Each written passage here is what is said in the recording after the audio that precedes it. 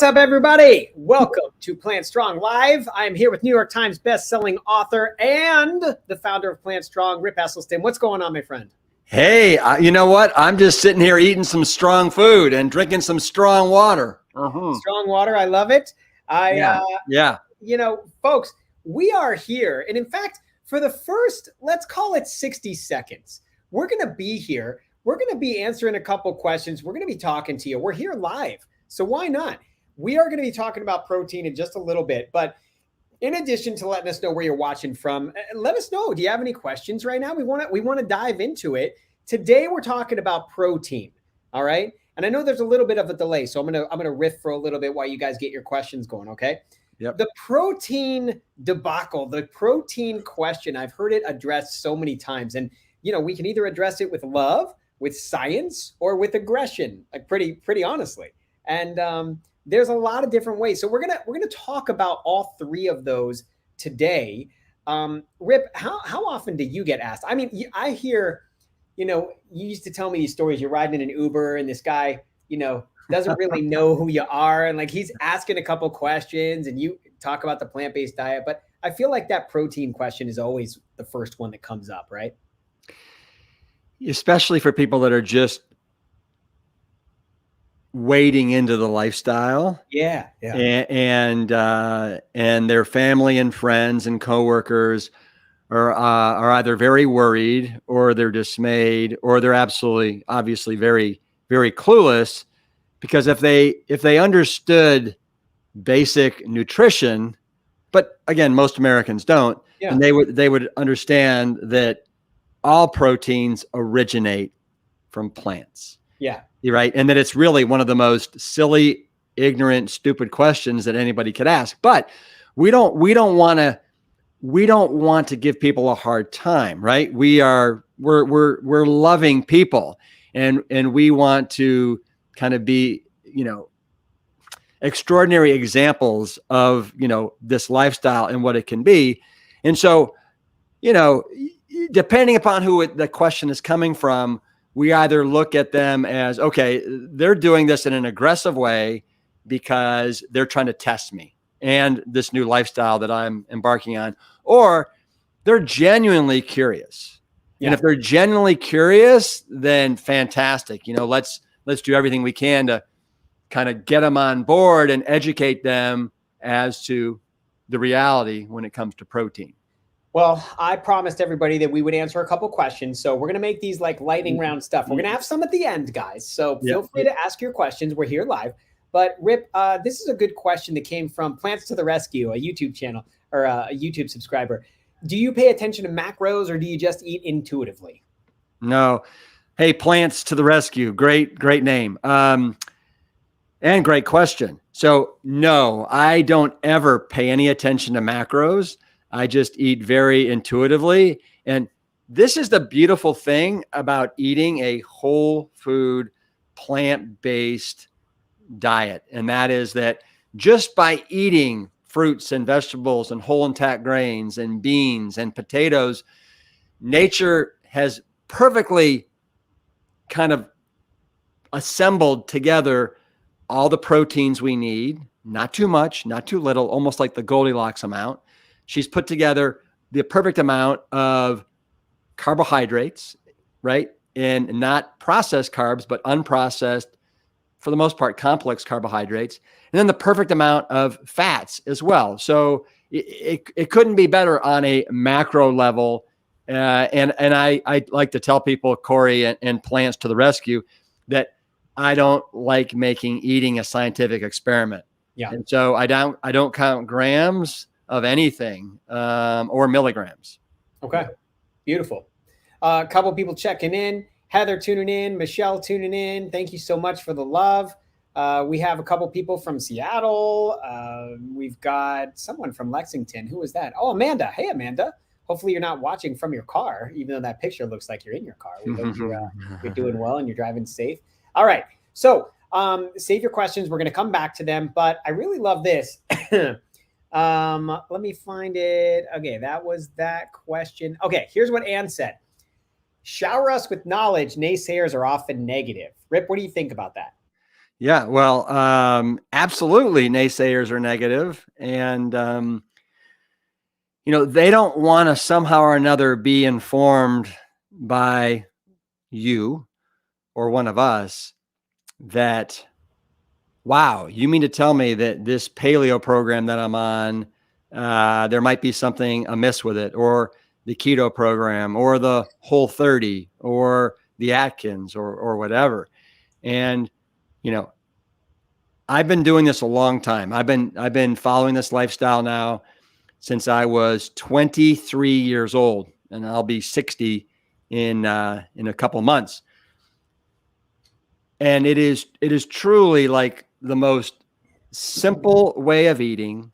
My weight has really maintained within 6 to 7 pounds within that, almost 35, 36 year period. And what I love telling people is don't go on another fool's errand when it comes to trying to figure out, oh my God, there's, this diet or this program or this new, Sedona something or other. Because as long as you're focused on whole food, plant-based nutrition and just trying to like dial it in a way that makes sense for you, this is where I want you focusing and putting all of your attention and energy. And, we're going to have the naysayers because there's so much noise and distraction that's out there in our culture right now.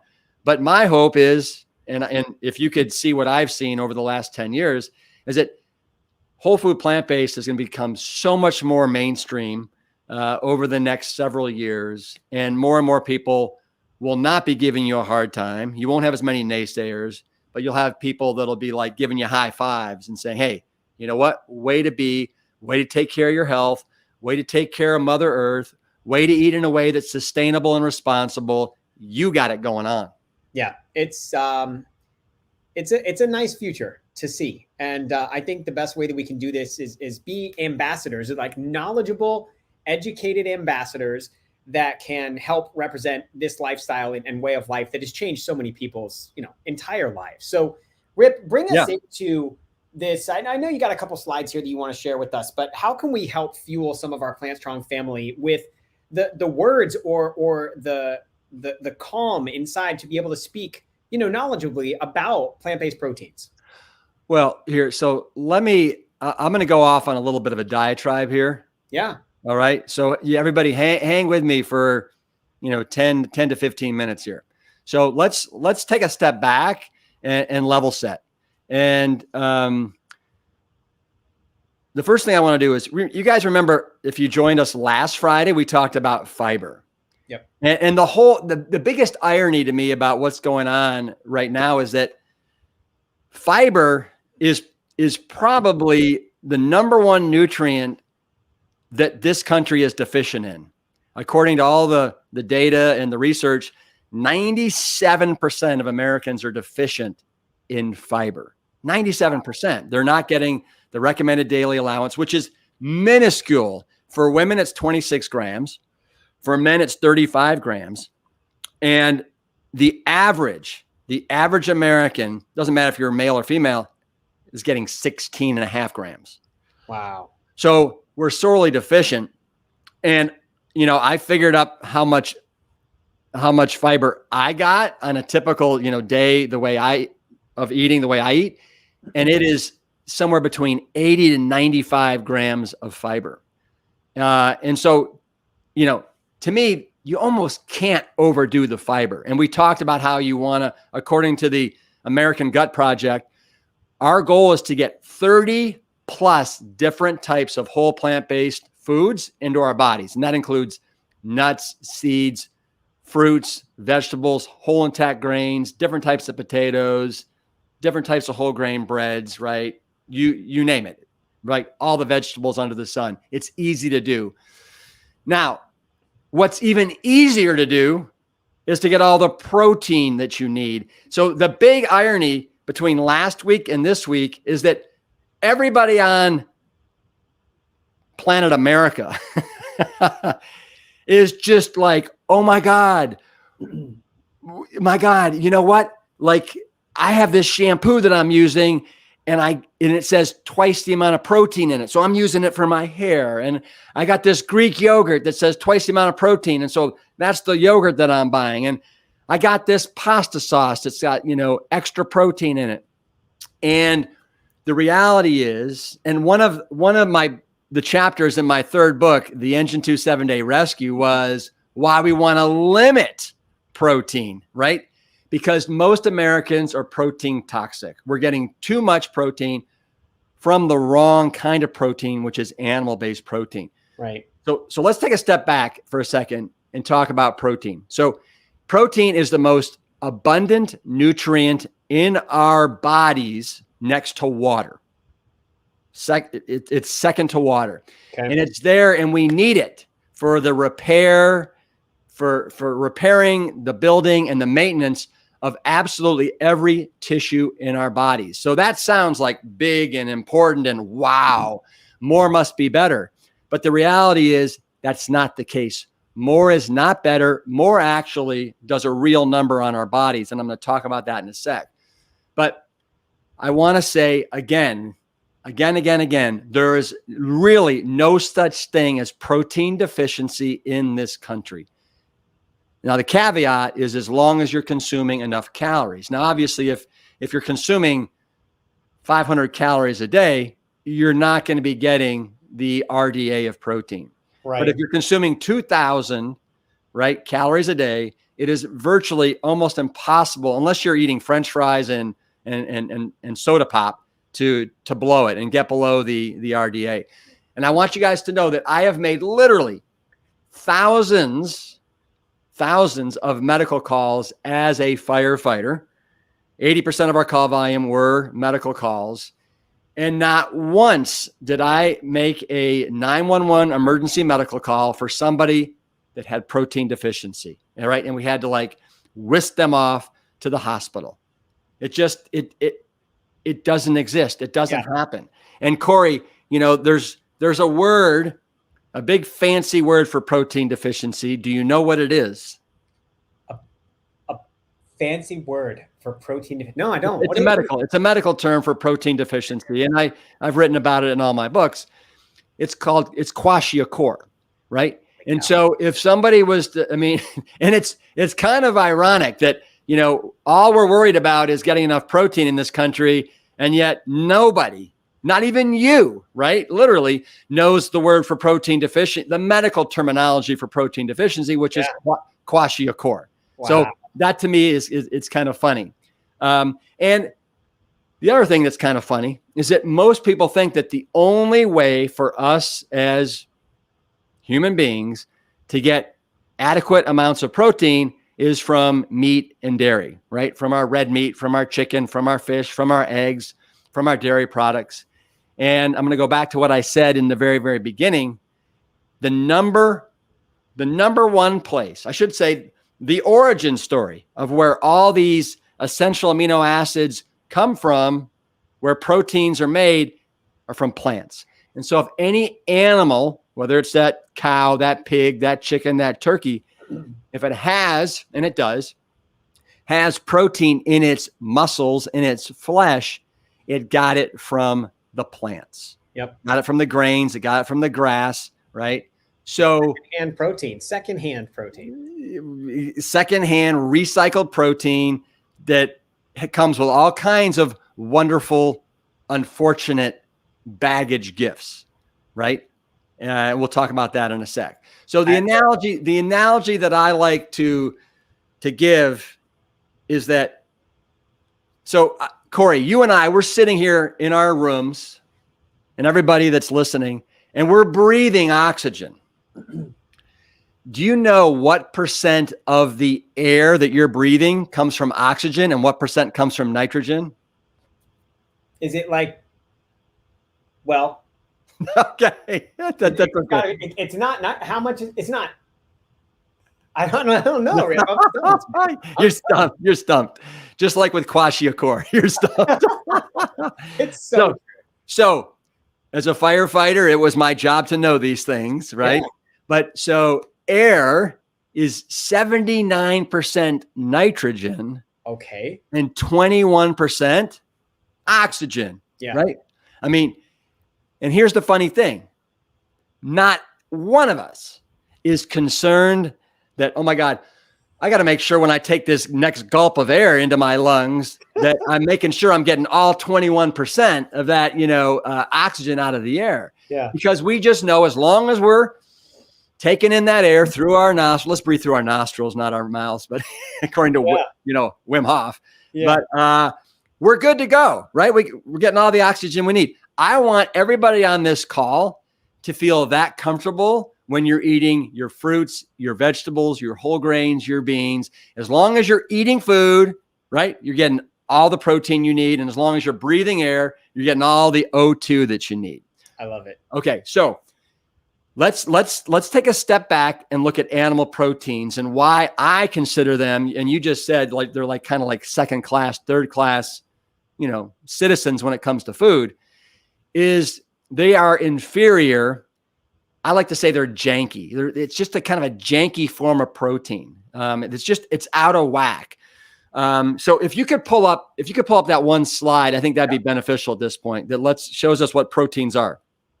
So you can see here, proteins are composed of chains or links of amino acids.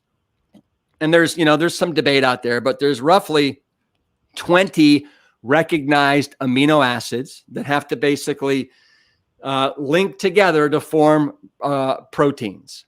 Now, of those 20, 9 are considered essential amino acids that cannot be manufactured by our body.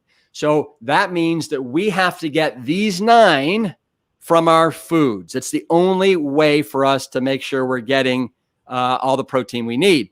Now, you can see there's 9 of them, and I've actually memorized them, right? Isoleucine, leucine, lysine, methionine, phenylalanine, tryptophan, threonine, and valine.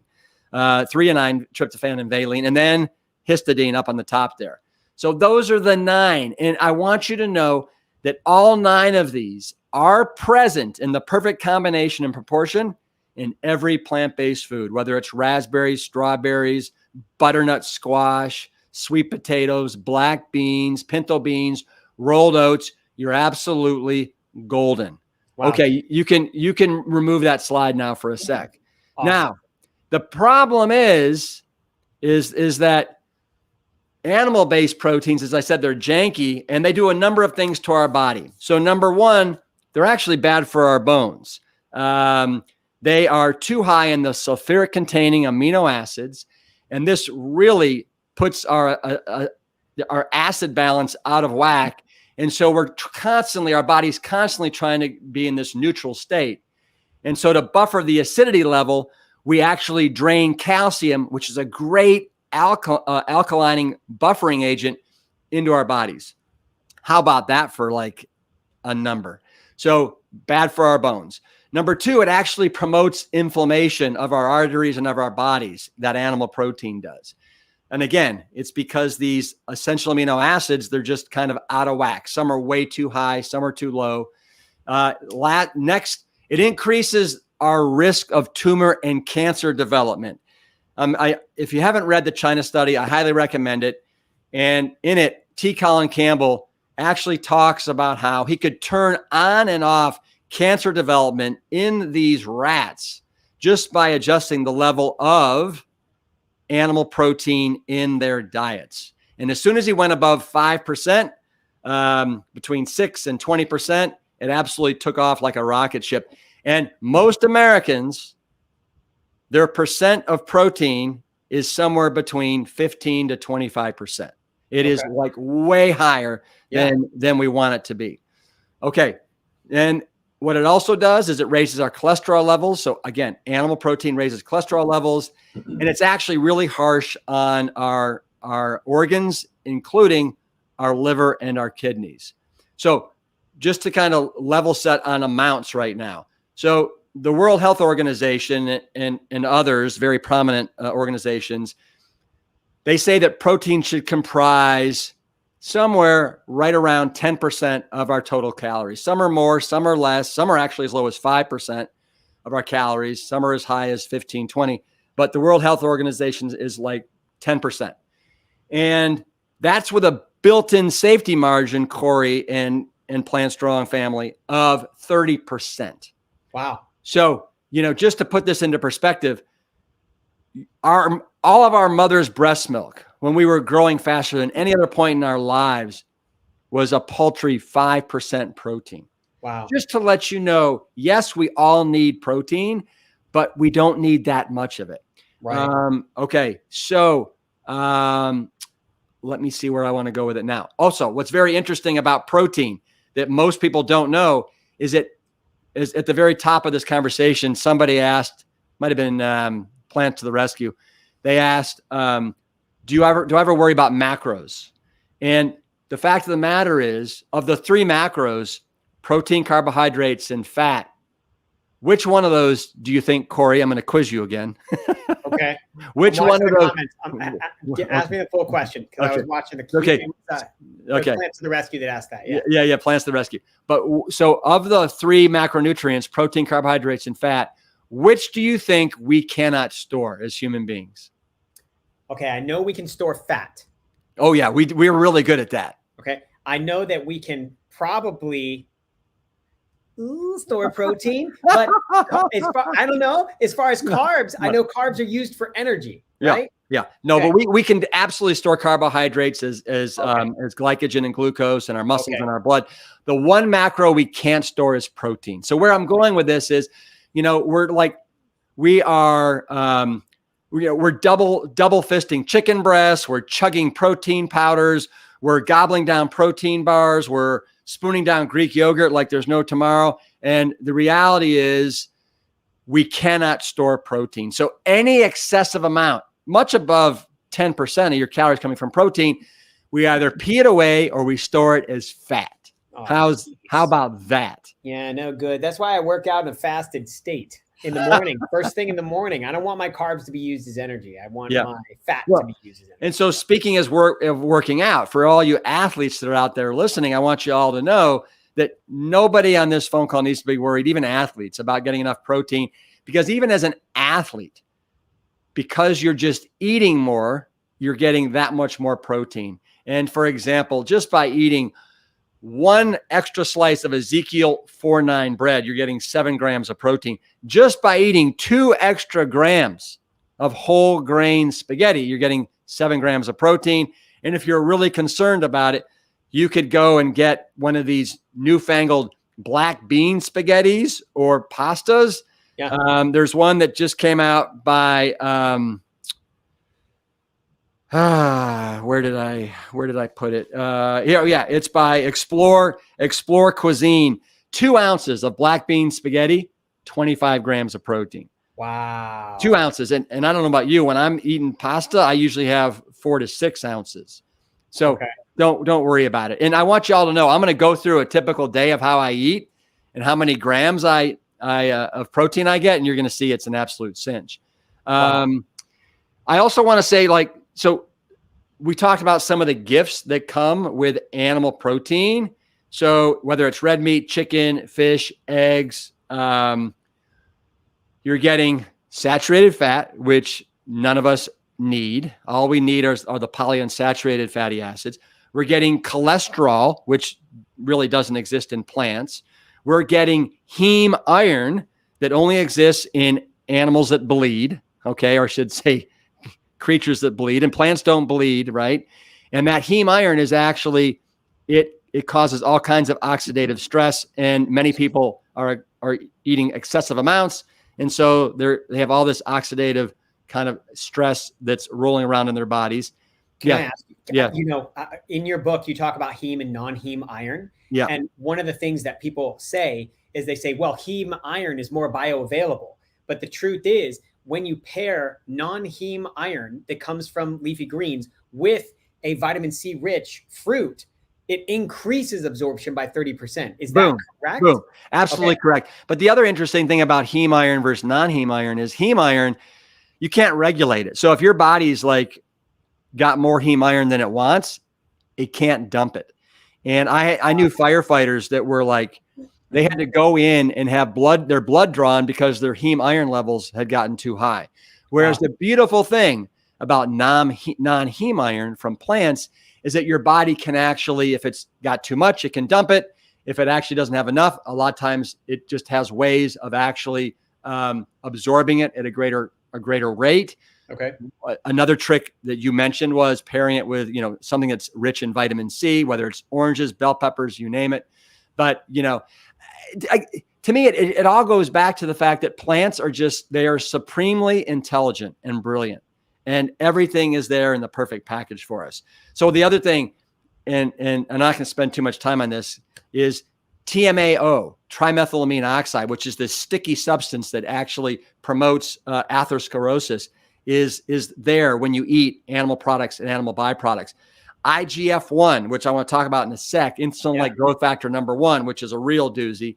And then, of course, it's just, I just want to tell you guys that, yes, animal products are a wonderful form of protein, but it's not very smart. It's janky. It's a dirty form of protein that's going to wreak havoc on your body.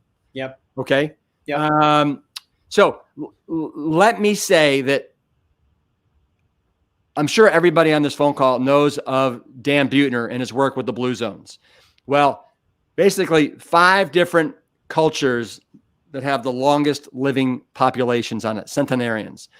Okinawans. I just want to pick on the Okinawans for a second, right? Because sit at the very, very top. Yeah. They eat almost like predominantly 100% plant-based diet. Guess I'm firing my questions to you, Corey, because there's nobody else. Bring them on. What percent of these longest lived people over the age of 100, what percent of their plant-based diet do you think is coming from protein on average? They've done extensive studies where they've taken like everything that they eat. What percent protein? I'm going to guess 5%. Okay. That's actually a very brilliant guess. The answer is 7%. Okay. I got lucky. And almost 76% of their calories comes from sweet potatoes. Boom. Look at this. Look at what Salad Strong Soprano said. Hey, yeah. Way to go. So and so they have the greatest number of centenarians. They have like little to no heart disease, major cancer. They sip. I want you guys to hear this. They sip protein. We gulp it down. All right. I think Joseph, I will challenge you as well. Okay. Next question's for the community. So we're going to ask everybody that's watching right now. So again, animal protein, right? Dirty, not very smart, kind of janky. Animal-based protein. Oh my God. And we're going to talk about varieties and amounts here in just a second. But I want to say it's the Goldilocks version of protein. In addition to getting this very Goldilocks version of protein that has the perfect combination of all the 9 essential amino acids and how much of each is there, you're also getting all the additional benefits of the micronutrients, right? Micronutrients, the vitamins, the minerals, the phytonutrients, the antioxidants, the water, and what did we talk about last week, Corey? Fiber, right? So it is just like, this is the ultimate package. Now, speaking of packages, I want to give you guys a quote. And this is from Dr. Walter Willett. If you don't know who he is the man when it comes to nutrition. He is the chair of the Harvard Department of Nutrition. And this is his advice to people when they're trying to pick their protein package. He says, pick the best protein packages by emphasizing plants rather than animal sources. Wow. And it's because of everything we just talked about. Now, here we talked a little bit earlier about IGF-1, and this is our body produces more of IGF-1, insulin-like growth factor number 1, that actually, this is a substance we don't want coursing through our body because it causes the growth of things like tumors and cancers. And our body produces more of it when we eat animal protein. And in a very, very robust, wonderful study, in just 2 weeks of dropping animal foods, the participants' circulating levels of IGF-1, they dropped 20%. Wow. In just 2 weeks. So wonderful stuff. Hey, what So- about your chart, Rip? You want to jump to your chart of the different types, or am I jumping ahead too far? Yeah, no, I absolutely do. But let me just say this. Yeah. So again, it's like, I think that this country, Corey and team, we need an intervention. Yeah. We need an intervention from our addiction to protein. And if anybody hasn't read it, Dr. Garth Davis wrote Proteinaholic. Great book. But we really have to do a 180 about face from what we think right now about protein, and every one of us will be healthier. So make your proteins come from plant, and you absolutely can't blow it. So serious deprogramming. So yeah, let's bring up that chart so we can actually show people, and then I'll jump into what I eat in a day, and I think we might be good. Yeah. Okay. I can't believe, Corey, how fast half an hour goes. It's so true. But like, listen, over almost 200 people sitting here with us live. Like, guys, we love you so much. And, just hang out for a little bit. I want to tell you about two things. I want to give you a free pizza guide so you can make some Plant Strong pizzas for yourself. So, if you want that, just go ahead and start commenting, like, send me the pizza guide. We'll be happy to send it to you totally free. Just tell us where to send it. We'll send it your way. And then I do want to give you a special offer we have going on the website right now to try a protein-rich, whole food, plant-based cereal known as Rip's Big Bowl. So just hang tight. Rip, what am I looking at here? Yep. So this is a chart that is actually in my book, The Engine 2 7-Day Rescue Diet, where I have a whole chapter on protein and really why we want to limit our amount of protein. Is there a way you can make that a little bit bigger, Corey, for me? Yeah, I think so. Hang on. How's this? Yep. Let's start over there. So, and come down to the bottom so people can see where this is sourced from. So this is from the USDA National Nutrient Database for Standard Reference Release 28. Okay. So white mushrooms, the percent of calories coming from protein in white mushroom, 57%. Spinach, I think we all knew that Popeye knew what was going on, 50%. You look at firm tofu, it's sitting there right around 48%. Edamame, just soybeans, 42%. Some of you may be asking why is tofu higher, and it's because it's just a little bit more concentrated. Collard greens are sitting at about 38%, kale 35%, broccoli 33%. So green leafies, although they're not very high in calories, they're about 100 calories per pound. Almost 30% of your calories when you eat green leafies is coming from protein. You can see kidney beans, pinto beans, chickpeas are sitting between 22 to 28% protein. Tomato, who knew that little tomato was 20% protein? You can see cucumbers, cooked quinoa and oats. If you could bring that screen over a little bit more, Corey. So hang on one sec. I can see down the end there. Yeah. And, like oats, I eat oats like a horse, and they're close to 15, 18% protein. And then you can see blackberries, red bell peppers, right around, 12%. Your average fruit is actually 6.5 to 7% protein. You can't blow it. So, nice. And in fact, and the nice thing here is that, let's say you're above that 10%, right?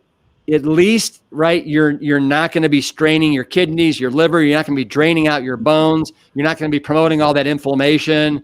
Yeah, you know what? So that's good. Now, Corey, if you're okay with it, I'd love to show people roughly how many grams of protein I get in an average day. Heck yeah. How are you going to do that? But I think I need to kind of like, for a reference, the World Health Organization says that we as basically human beings want to get an eighth of a gram per kilogram of body weight. So nobody wants to do that math. And I can tell you right now, for women, it's right around 46 grams in a day. And for men, it's 56. So 46 and 56. So I want you to know, I added up what I typically would eat in a day, and it's 110 grams of protein. Wow. So it's way more than I need. But I just want people to know how easy it is to get that 56 grams. And again, that's with a built-in buffer. So my Rip's Big Bowl breakfast, I'm going to have the berry almond. Okay. One serving size is half a cup. I can't do half a cup. That's not going to cut it for me. So I'm going to do a full cup. Each half cup is 7 grams. So just my cereal is 14 grams. You with me, Corey? Yeah. Yeah. Right. So if depending upon the plant-based milk that you like, if you're worried about protein, get the unsweetened Eden Soy organic soy milk. It's got 2 ingredients, water and soybeans, an 8-ounce glass of this unsweetened Eden soy milk is 12 grams of protein. Wow. Okay. Now I'm also going to have 1 large banana. That's 2 grams. I'm going to have half a cup of, it's this tri-berry mix of strawberries, blackberries, and blueberries. That's going to deliver me 2 grams of protein. I'm going to have 1 ounce of walnuts, 1 ounce. That's just like a little small handful. That's 4 grams of protein. And I'm going to have a tablespoon of chia seeds. That's 2.5 grams. A tablespoon of hemp hearts. That's 3.5 grams. And 1 kiwi. And that's 1 gram. That's 41 grams of protein just in my breakfast cereal. Wow. Okay. Wow. Yeah. People are like, what? Are you serious? That much protein? Hey, No. hey, real quick though. A lot of people are leaving comments with their actual email addresses in the comments. Guys, don't do that. Just look in your DMs, because our Plant Strong team member, she's going to be sending you the link to the guide. Also, you'll find the link to the pizza guide pinned to the top. It's one of the top comments.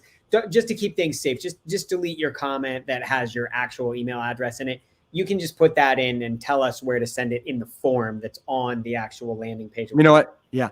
And I'm so Corey, I'm just looking over at some of these great questions here from Mitra. Doesn't soy have estrogen in it? And Rob and Ross, aren't hemp hearts high in fat? And I want you all to know these are great questions. I don't know if now's the time for me to dive in, because I could spend 5 minutes on each one of those, Corey. Yeah. But I love these questions, and let's just have a Facebook Live where we just ask some of these great questions. Sounds great. For lunch, all right, I'm going to have my favorite go-to fast microwavable meal, and it's just the Firehouse chili. And I'm not going to have just half of this. I'm going to have the whole thing. Okay. All right. It's 2 servings. Each serving has 10 grams of protein. So that's, according to this, it's 19 grams for this whole thing. So that's 19 grams. If you want to up the protein, have a cup of quinoa instead of brown rice. The difference is basically 2 grams. Quinoa will deliver you 6 grams per cup. Brown rice 4. I'm going to do quinoa, so I got 6. And then I'm going to have 3 cups of spinach. Each cup is going to deliver me right around 1 gram. So that's 3 grams. So my lunch is 28 grams of protein. Okay. And then I'm going to have pizza night, Corey, because I'm in the mood for pizza night. It's Friday night. My wife has gone on a trip, and we're going to have movie night at the Esselstyn house, and we're doing pizza night. So each slice of pizza, when you order one big pizza, or I should say each, 11-inch crust with rim, each slice has 4 grams of protein per slice. Now, I'm not going to stop at 1 slice, 2 or 3. And remember, this doesn't have cheese. I'm going to have 4 slices. So that's 16 grams of protein just in my 4 slices of pizza. Wow. And that doesn't include anything on top. I'm also going to put the pizza sauce on top. That's going to give me another 3 to 4 grams. I'm going to have veggies like my mushrooms, my onions. I'm going to have my corn. I'm going to have some black beans on there. That conservatively, Corey, is going to deliver me 8 grams of protein. That's conservative. It'll probably be like more than that. I'm going to do 3 tablespoons of kind of diced up panini tofu. We always have tofu in the refrigerator. And so I'm going to dice that up, put it on there, 3 tablespoons. And that's going to give me 10 grams. And if you want to up that, people, do tempeh instead of tofu. And that tempeh is going to deliver you 20 grams. Wow. So my dinner, just like my breakfast, is 41 grams of protein. Wow. So, and then for dessert, because I'm going to get hungry in a little bit, right? I'm going to have a 1/4 cup of the chocolate granola, and that's 3 grams of protein. So for the day, that gets me to 110. Now, that's a lot of protein. And if I wasn't an athlete working out, like I usually work out twice a day. Like yesterday, I swam for an hour. I lifted all my lifting, I want you all to know, is just body weight stuff. So I did push-ups, pull-ups, body weight squats, and then I played pickleball at night. Okay. But I'm so active that's why, I'm eating a fair amount and my protein is 110 grams. But if I wasn't doing all this, I would literally cut that in half and I would be supremely happy at getting 55 to 65 grams of protein a day. Oh, beautiful. That's a lot of protein. A lot of people asking great question, guys. We are going to hit you up with answers to these questions as quickly as we can. Like I said, I think we do, like Rip said, I think we do need a separate show that's just like a Q&A, ask me anything. Well, so, and I love, I love all these questions, because they're not the typical ones. And I've started a couple of them. We're going to address them. Guys, there's two things that I want to ask you right now. The first thing is it okay if I go ahead and share this offer with you on the website? If it is okay, just go ahead and comment yes, and I'll be happy to share it with you. It's just an offer for the Rip's Big Bowl cereal. We have it going on right now. And so just let me know in the comments if you're down for that. I'm not trying to be weird or anything. I just want to ask your permission. And then second, we do have a webinar coming up where Rip's going to go into the beginning of the plant-based diet. And so if you're here, I mean, we have still almost 200 people staying here watching. If you're interested in joining that webinar with Rip, where we walk through the whole plant-based diet from the beginning to the middle to the end, I'd highly recommend, just let us know. Please invite me to the webinar in the comments. I know I'm asking you to say a lot of different things here, but our team is looking for your comments and they will direct message you. So if you're on Facebook, you'll get a direct message. If you're on YouTube watching live, you'll see it in the comments. The links to the pizza guide that I mentioned, the free pizza guide, just say, send me the free pizza guide. We got, please invite me to the webinar. We'd love to have you. It's completely free. And then also we have, there's one other thing. Oh, yes. A lot of you have said yes. So a lot of people saying they love Rip, love your smile and stuff like that. So you got a lot of fans out there. Thanks, Mitra. Yeah. Hi, Mitra. This is beautiful. All right. So I'm going to share something with you guys. This is the offer since all of you said yes. So the offer itself is going to be multi-grain 30. Okay. Multi-grain 30. And I'm going to put this up right here for you so you can see it. All right. Multi-grain 30. And the reason I'm saying multi-grain 30 is right now we have our multi-grain flakes that, for fun, since we're talking about protein, you can get 30% off of this 6-pack of cereal. So check this out. Rip, I don't know about you, but I see 6 grams of protein right there. Is that what you see? That's what I see. Yep. And that's right. And it varies. Like some of them are 6, some of them are 7 grams. But again, like nobody, I wouldn't care if that said 2. It wouldn't matter to me because I'm going to get all the protein that I need. Yeah. Look at the fiber though. I mean, the fiber was 7 grams of fiber. Oh yeah. That's always nice. And you know what's funny, Corey, that you said that? So last week I added up, well, actually, let me think here. So my fiber, it's not quite as high as my grams of protein, but it almost is. So isn't that interesting how grams of protein can almost correlate with grams of fiber? Wow. Yeah. I'm trying to see all your comments, guys. Holy cow, you guys are so great. I'm going to say use the code multigrain30 for 30% off of a 6-pack of multi-grain flakes. Okay, I'm typing this in the comments for you right now so you can see it, and I'll put that up there for you. Hey, Charmaine, thanks. You said thanks for doing these podcasts. It is our pleasure. And Corey invited me to start doing these a couple months ago, and I'm really glad that I'm doing them and connecting with everybody that's out there. And it keeps me on my toes and it keeps me sharp. So thank you, everybody. All right, I'm going to fly through a couple questions. We have about 5-10 minutes left, guys. So I'm going to fly through a couple questions. Some of these are really funny, and I absolutely love them. Yeah. So let me go ahead and take Patty first. She wants to know what's the healthiest food ever. So what is it? Patty, to me, if we're looking for the healthiest food ever, I'm going to actually have to qualify that by saying it's what food, if I was stuck on a desert island and there was only one food, what would that food be? And to me, it would be the sweet potato, right? Beautiful. I mean, it's got the calories we need. It's got all the macros, all the micros. It's satiating. I don't think I'd get too sick of it. Whereas kale, for example, I'd have to eat, 15 pounds of kale a day to get enough calories, maybe 25. And I don't think I could handle that much chewing. Yeah, that's a lot of chewing. All right. Okay. Homemade seitan. Is that an issue? Homemade seitan. So if you're making homemade seitan, then, I would say fine. Just know that, it's processed. It's the protein that's left over from gluten. And it sure is tasty. And it's like 80% protein. Yeah. But I can tell you for our serious people that are trying to address severe obesity, heart disease, diabetes, we don't recommend they do seitan. But listen, if your health is strong and it's good, seitan's fine. I'd probably do seitan once a month. Okay.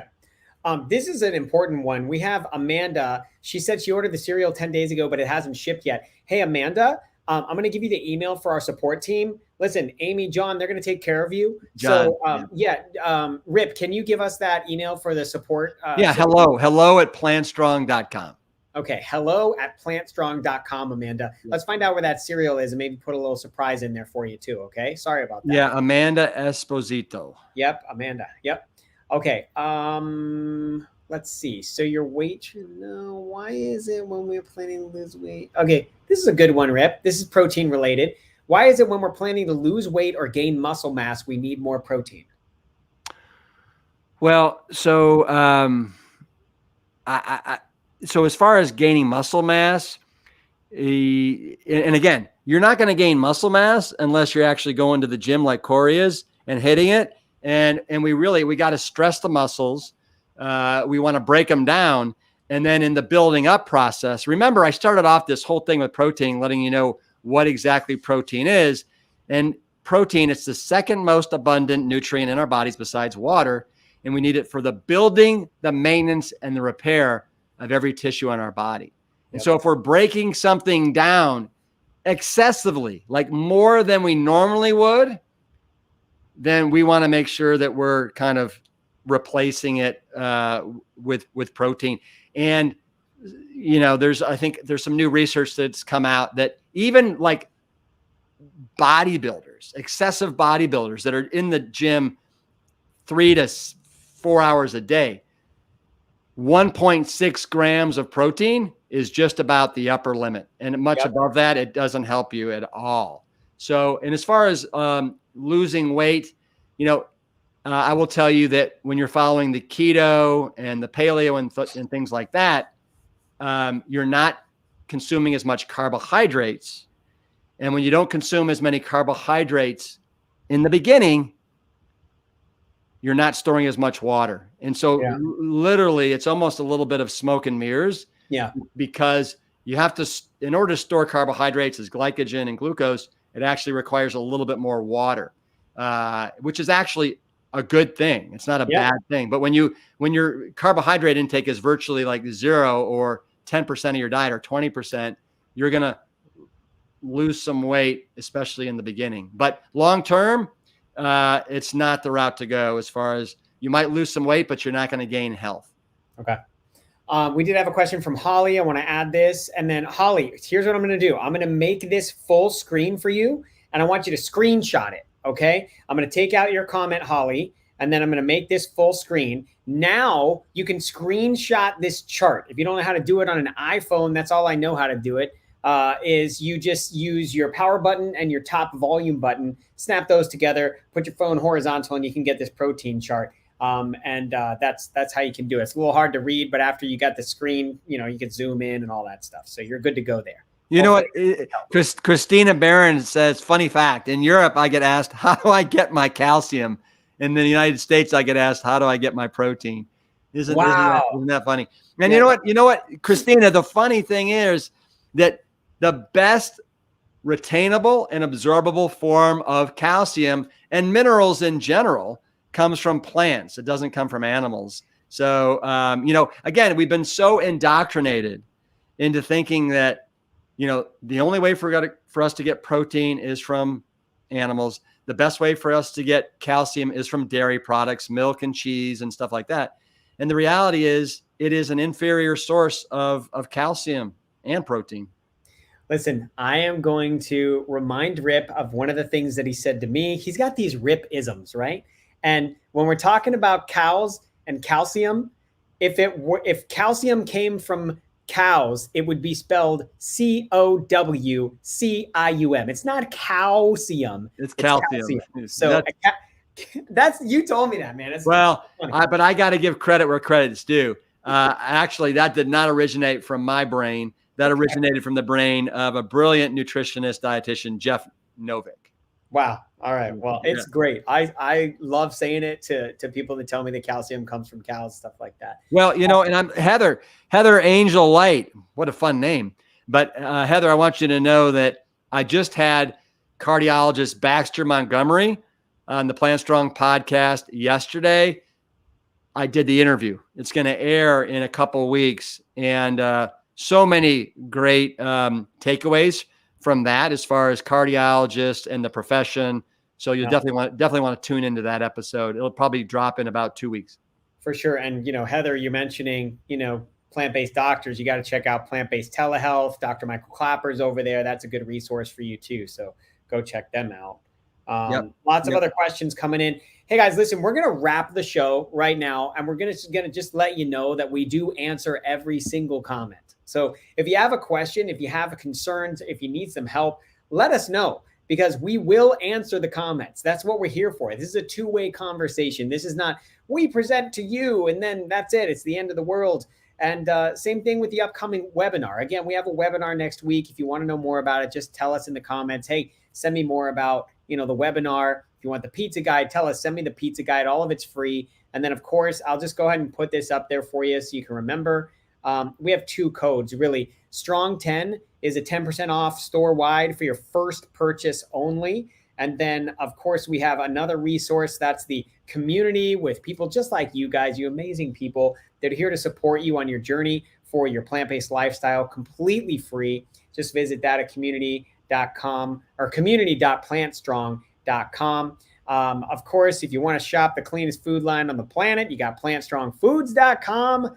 And holy cow, as if it wasn't enough, we've got multigrain 30 off of the protein-rich, fiber-rich multigrain flakes over at plantstrongfoods.com. So, guys, I can't thank you enough for tuning in, for watching, and we'll be here. We're here every Friday. Rip's here the majority of the time, and when he's not, Chef Amy from our coaching program, she's here making amazing recipes, especially as we go towards the holidays. Guys, I got to tell you, there's an amazing guide coming out. If you missed last year's guide for the Plant Strong Holiday Guide, you are not going to want to miss this one, because it is brand new. It is revived, and it's got the recipes that are going to help you get through those holiday events. So just stay tuned. We're going to get it to you in the coming weeks here. We're refining it, adding some pumpkin specialty to it. But we're just so thankful for you being here. Rip, I'll let you take us out. Okay. Well, I'm just looking at all these questions and all the wonderful comments, and I really appreciate each and every one of you for taking time out of your afternoon and joining Corey and myself and talking about fiber, talking about protein. You know what we're talking about next week, Corey? I do. It would take me a second to look it up. You want me to look? Yeah, go ahead and look. But, here on out, you guys know that when you're plant strong like we are, we are getting all the fiber we need, and we're getting all the protein we need, and we're getting all of everything we need. I've seen some comments about supplements and what supplements do we need. I would tell you that unless you have a known deficiency, don't take anything. Now, the one caveat there is vitamin B12. That's the one thing that you can't overdose on it. You can't, there's no known toxicity with it doing too much. And it's very important that we get it. And because our food is so clean these days, and it actually comes from microorganisms in the soil, it's a good idea to supplement with it. Now, it's fortified in milks, Red Star nutritional yeast, and other products. But that's the one thing that I do get checked every year for my B12. And you want to be above 250. I'm usually sitting around 950, 1,000. And so it's like, I'm totally good. And I do supplement. I take a 5,000 milligram chewable tablet once a week. Okay, good. And if you can't take too much B12, folks, just pee it out. So, hey, heads up, everybody. Next week, we're talking about calorie density. So make sure you tune in. Rip will be here. I'll be here. And we'll be talking about calorie density. So come join us. Much love. Again, thank you, everyone, for watching every Friday. Holy cow. Thank you for taking the time to be with us. And we'll see you next week. So until then. Keep it plant strong.